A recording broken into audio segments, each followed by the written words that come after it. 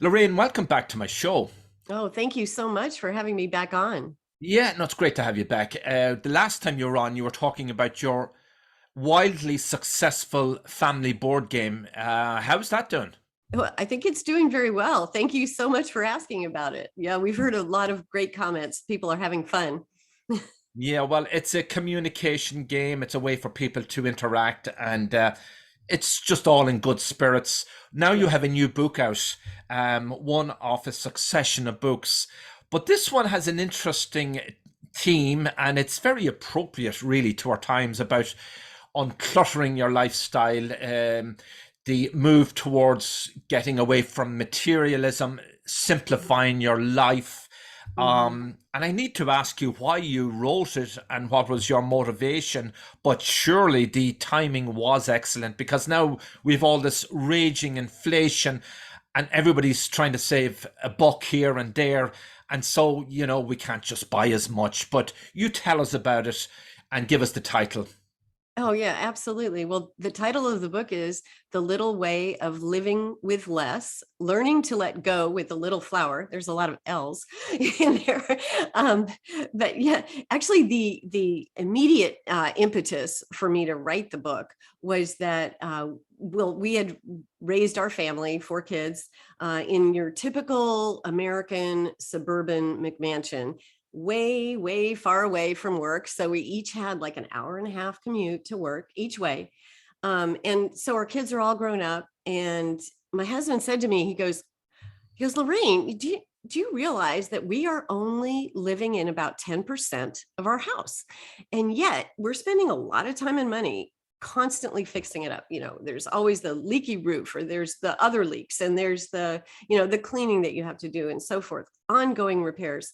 And in fact, he said, it's really a very well decorated 4,000 square foot storage unit for our kids' stuff they didn't, as it turns out, even want. So we decided to like ditch that. Well, we decided to sell the house and downsize, get closer to work. And all these things that we thought were so valuable, we'd ask our kids, so what about the trophies in the basement?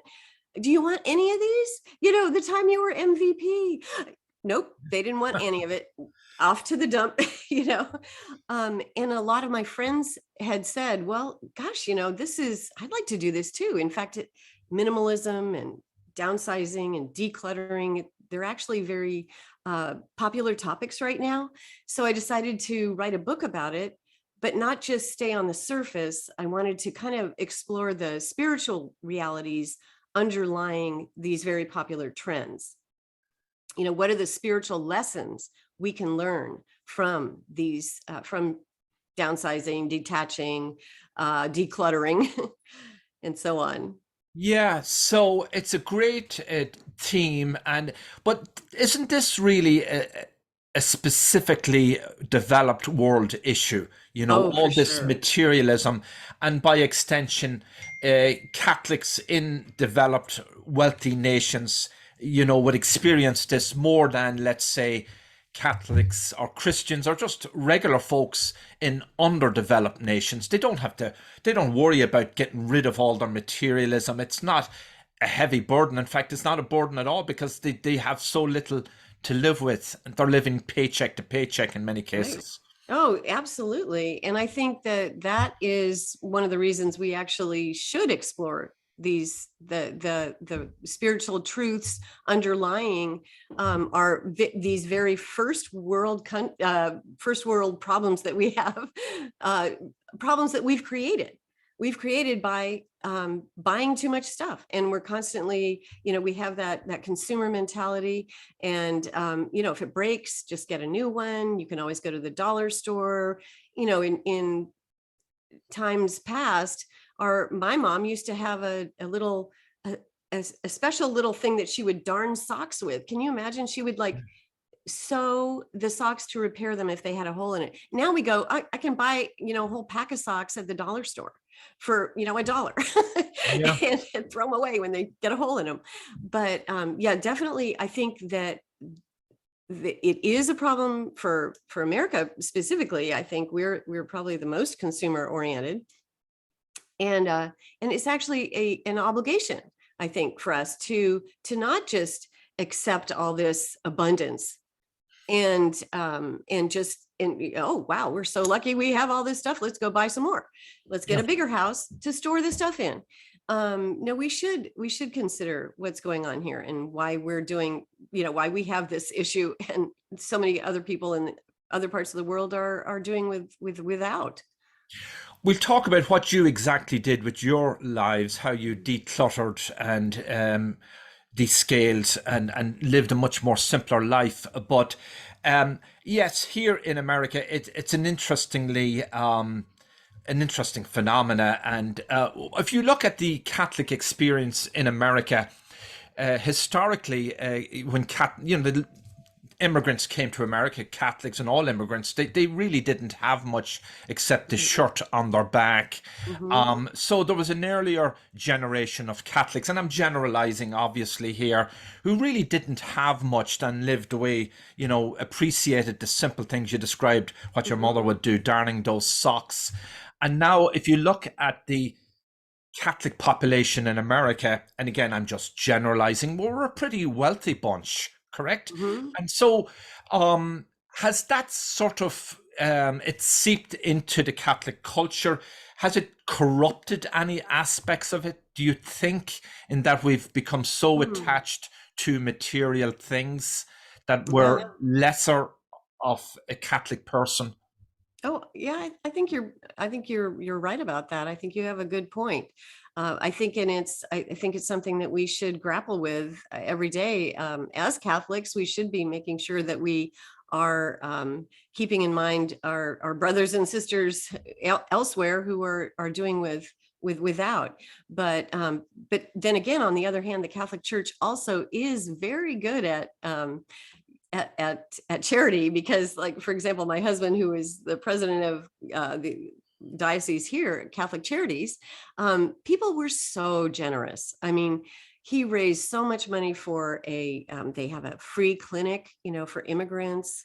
They started they had started a food pantry, that not just a pantry, but with trucks, so they could bring fresh food to the poor people in the outlying rural areas. And we have poverty in our own nation as well. So, I mean, we're seeing that stratification, I think, between the rich and the poor.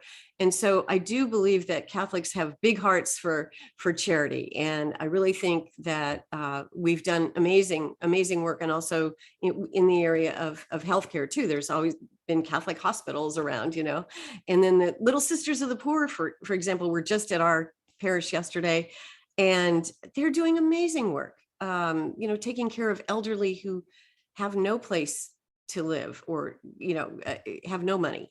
So it's both that we both have to be conscious of it, and we need those of us who do have wealth or money or whatever, we're doing okay. We need to examine our motivation as well, and make sure that we are giving to the extent that we can.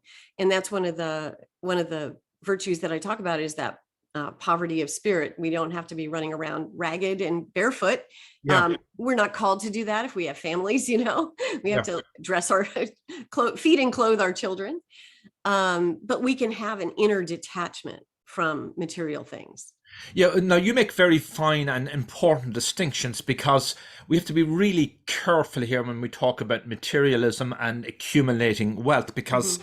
and now you can clarify this or point me in the right direction. Um, the Catholic Church and Christian churches, perhaps more broadly, don't condemn wealth. It's the love of money that's Mhm. at the root of all evil. It's not money in and of itself, correct? Right. Absolutely right. And also there's the point that you can't serve both God and mammon. So we have to examine our consciences daily, really, to what is our priority. And in other words, is our priority, are we spending all our days thinking about how can I invest? How can I put money away? How can I have more for myself? Make sure that I've got a good legacy or whatever, and not thinking about God. And Yeah. that would be putting the money on top of, as a greater good than God is. And So yeah, that's something we do have to examine ourselves with. Yeah, so it's an interior Hmm. approach to wealth, Right. and again, we're not condemning wealth making or those who are Exactly. entrepreneurs or business people creating all these jobs. And then you mentioned how Hmm. within Catholic Church circles we've all these wonderful agencies, Catholic Charities, Sisters of the Poor, and Hmm. so much good stuff happening. So tell us how your lifestyle, how you kind of uncluttered you became, you know how are you leading this minimalist lifestyle, as it were, Yeah. and that sort of is compatible with your faith?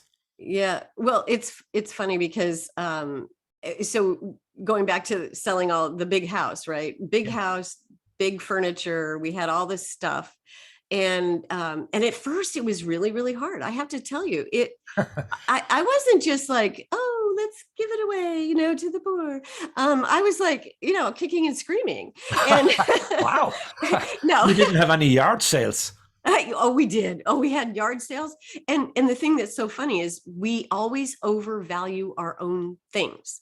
We Mm. overvalue it. It's like, doesn't anybody want this beautiful bedroom set that we got for it's solid wood for our kids? Look at the bunk beds. And even our own kids didn't want it. They didn't want it for their grandkids. Our grandkids, we're like, okay, let's give it away. It's like, but I had to be nudged in that direction. I had to learn this process. And finally we've gotten rid of all our stuff. All the big stuff, because we moved into a very tiny space. So Mm. literally the stuff wouldn't fit. We had a big, big couch and they're like, I'm sorry, I'm not sure we can fit this in, the movers. And then I had this one beloved item, right? And this is the thing about possessions. Our possessions can start to possess us. It's like Gollum, in the Lord of the Rings, where he's got the precious, the ring, and it starts to be controlling him. So I had this table, a beautiful Amish table that we all sat around, and it's our family table, right? And I'm not going to get rid of it because I love this table. But guess what? It doesn't even fit in the dining room, in the new dining room, the downsized place. so Wow. so I took it apart. I like unscrew everything. I'm still keeping it, and I unscrew all the legs and everything, take it apart, fold it as much as it can be squished, and stuck it under our bed. And so there it sat for months. And then somebody told me, I was telling them about this, and they're like, well, that's it. That's terrible. Like, that's a shame. Why didn't you give that to give that away? Why don't you give it to your son and daughter-in-law? They probably need a table. I'm like, oh, you're right. What's it doing under my bed? And it's like a metaphor for what we do though with our things. We become overly attached. This is amazing. It's really fascinating. It's very interesting how you've done this. So you moved from this McMansion, I Yeah. think, in that Northern Virginia, Yes. and then you moved to this small little house, I guess, in Yes. some small town or big town or Little town. Well, it's a little area of a part of a town. Yeah. yeah, So a mm, little historic area, neighborhood that we right. moved into. All the buildings are from 1940. And so you had to get rid of everything Yes. else. Yeah. And was there? You said the difficulties in letting go of certain things. Did you finally get over that? That okay, I'm free of Yes. all these possessions. I feel wow. I feel liberated. Yes, actually, yeah, definitely felt that liberated feeling when we finally did. But it's something, again, it's like you have to keep watch on it, because then after a while things start to. So in the new place, we don't have a pantry. We used to have a pantry. You should have seen our Y2K. you know You should have seen all the stuff we had in that pantry. At first it was Y2K, then it was something else. I thought the zombie apocalypse or something. Who knows? I Yeah, had stuff. There was stuff. You start looking at it and you go, oh my gosh, this stuff expired like 10 years ago. And you yeah, finally go through it and throw the stuff away. Well, it can happen again. It's just, I think it's the nature of human beings. yeah, We yeah. become attached to things. We don't realize that we don't have. In fact, the interesting thing is the more we have, actually, the less happy we are. And like, take the example of clutter.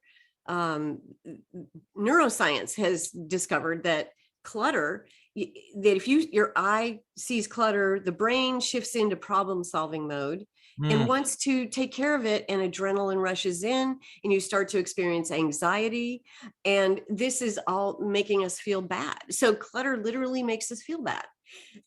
And so there's a neuroscientific reason for decluttering. Yeah. Yeah. There are a lot of very wealthy people in this world. You probably know some of them, and it always occurs to me that they've all these multiple houses, Yes. boats, cars, Yeah. country club membership, they fine dining and so on. God bless them. I don't, Yeah. I wish them everything, all the best, God's blessings and so forth. But they have so little time, many of these people, to Yes. enjoy. I know that talking to them, Mhm. that, I'd say, oh, gee, if your house out the country, oh, yeah, I wasn't there till it was last year. I was there in 1974 or whatever. They never get any Mhm. time to enjoy all this stuff. Exactly. Yeah. And then it strikes you, you meet somebody of lesser means and they're telling you about all the fun they're having because they've more free time. They're Mhm. hanging out with their family and their friends. There's a Yeah. great irony there.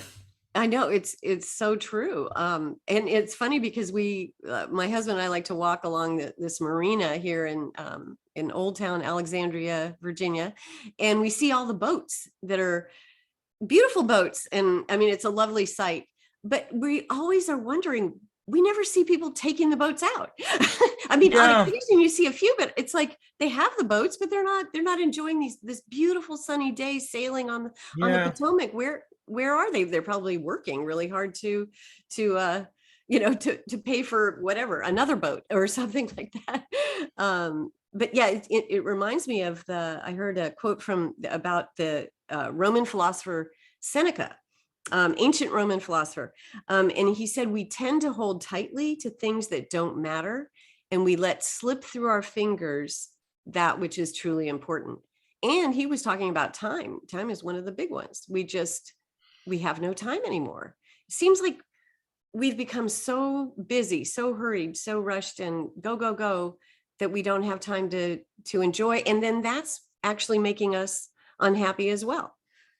Yeah, well, it's like the old maxim as well, picking up on that quote, the best things in life are free. And I guess Yeah. that's really true. But, you mentioned something there, but you sometimes sense this awful loneliness in some of these Mhm. big suburban Mcmansion communities. And Oh again, I'm yeah. not condemning them. I have Mm-mm. great friends everywhere, Oh yeah. and I'm not passing any judgment. I want to make that clear. But there's an awful loneliness, during the Yeah. daytime. There's nobody running around. Everybody's rushed off.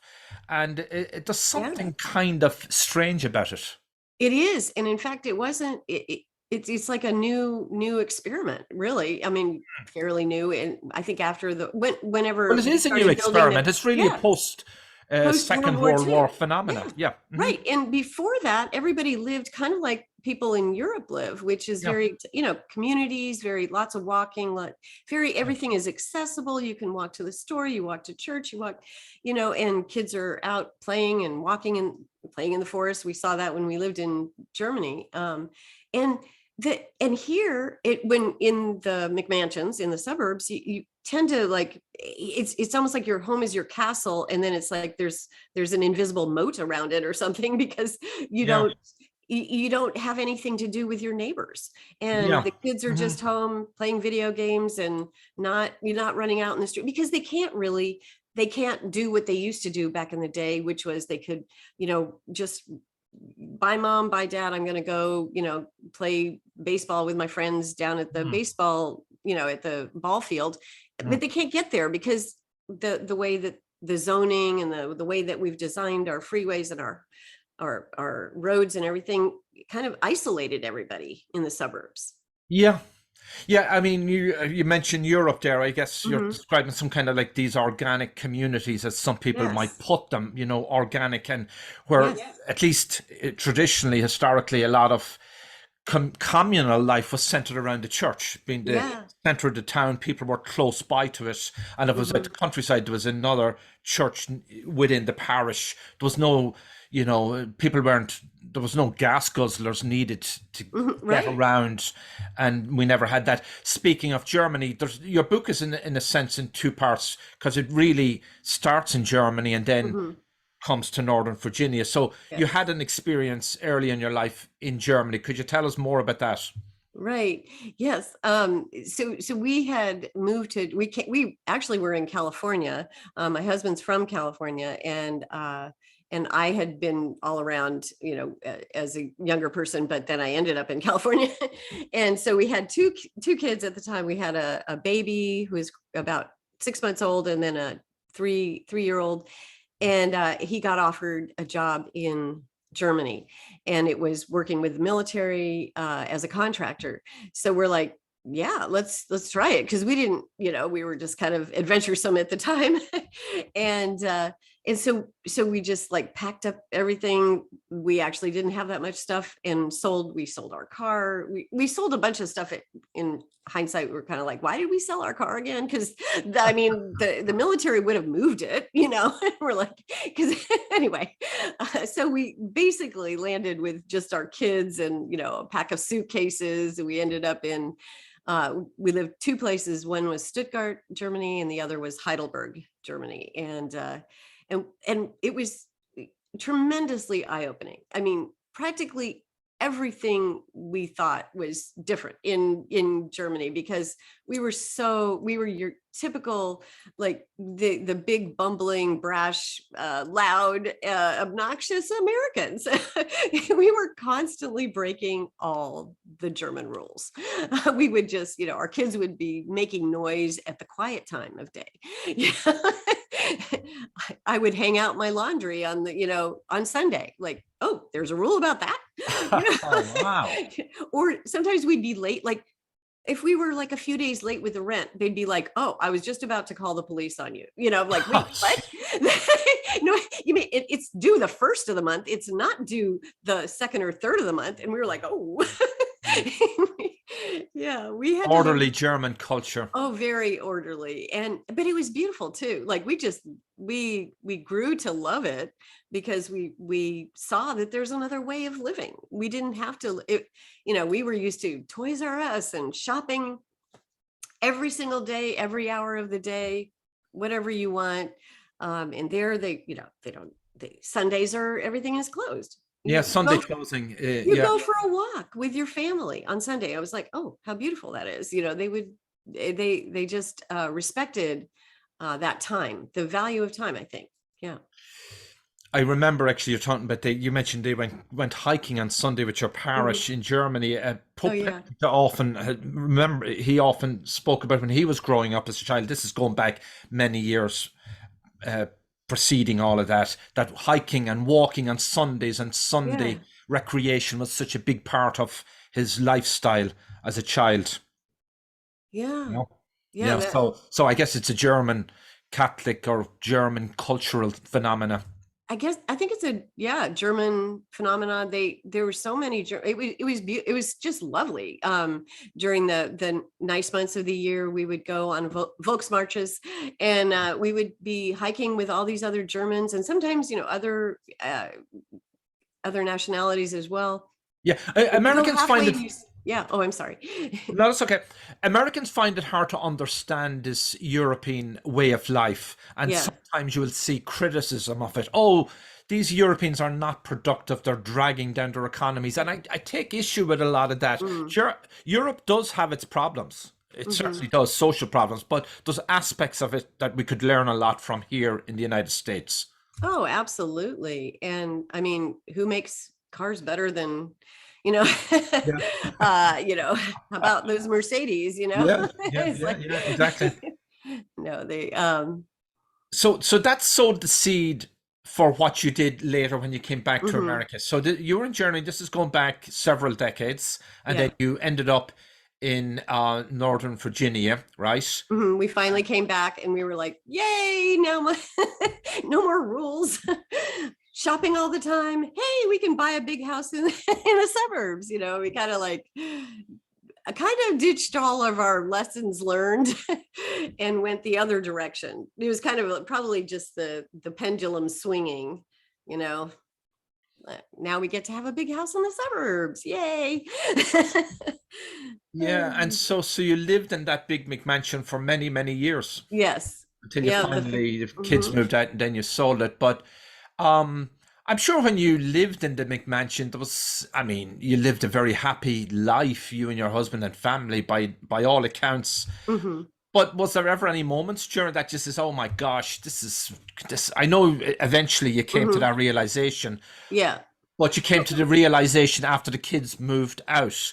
I mean, when the Right. kids were there, would you have said, were you tempted, hey, Yeah. let's move out and just live a simple life? Yeah, actually there were a few thoughts. At first I thought the calling I was experiencing was like, maybe we should go live out in the country farther away and have some chickens, and Yeah, you know nice. and some goats. And then I had a friend and I said, I so love goat cheese. I would love to, maybe we could have a little farm and have some goats. And she had goats and she goes, "Oh, Laraine, you do not want goats." She says goats are very smelly. And I'm like, "Ooh, they're smelly." Maybe I don't want goats. Anyway, so yeah, we were always tossing around different ideas. But then one of the things, the bottom line really was that was always kind of nagging at us was um, my husband for 5 days a week had to drive an hour and a half each way. Yeah. And I was part-time, so I was doing an hour and a half, but only a couple times a week, 3 times a week. And um, so this is a real drag, and so many people experience this. And this is really not a good thing about because they get home so late. They're exhausted. And if you want to have dinner as a family, you have to have it at 8 in the evening, and then the kids are probably asleep by then. So it's a real problem, I think. And I don't know what the solution of that is.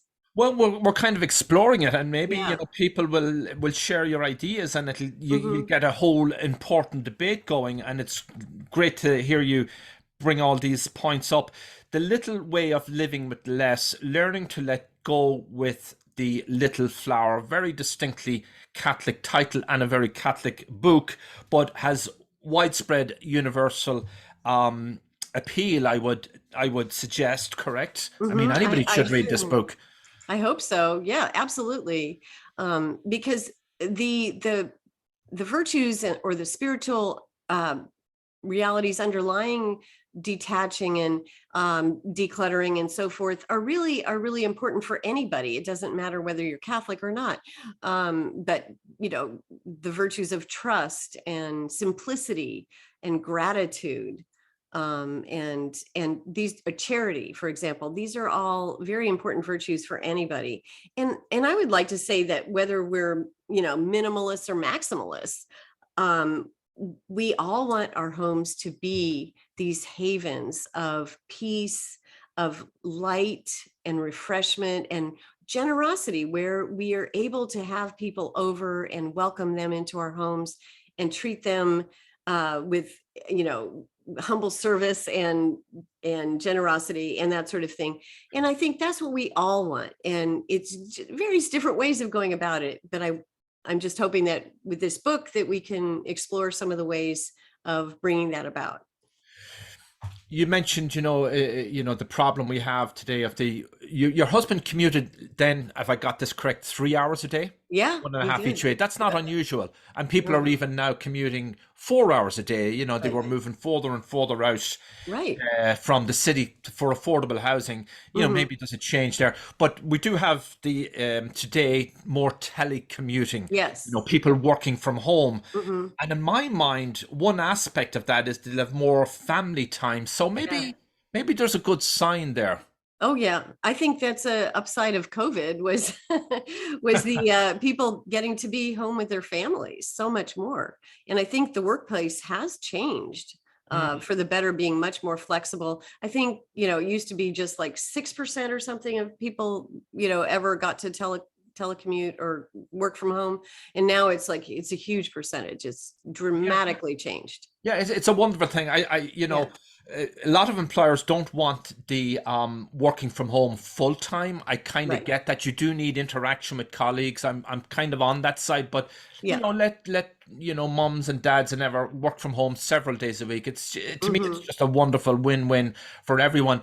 It's interesting to hear people today complain about inflation, and my God, it is dreadful. You Hmm. gas up, prices at the pump have come down. Obviously, hopefully, it continues to come down. But just the price of everything rising, Hmm. foodstuffs, clothing, and so on. And yet, really, it's still a first world problem Hmm. because we still can get by even on our incomes. It seems to me that if people sort of make sacrifices, stop going to McDonald's less and maybe more Hmm. home cooking, you'll get through all this Right. inflation. Yeah, absolutely. I think that's a really good point. And we can just do whatever we can to help out our neighbors as well. Yeah. Make sure that we contribute to the local food pantry and that sort of thing. Because if we're doing okay, there's other people who aren't doing so well, and we need to be willing to share. I think that's, Americans tend to be a little bit too, in a sense, kind of isolate. Not we're very individualistic. That's what I want to say. But Yeah. it's good to keep in mind the other the other people as well. Yeah. Hmm. Who was Saint Teresa of Oh Iso? yeah, Saint Teresa. Yeah, she was born in 1873, and she died at the age of 24 of tuberculosis. She entered the convent.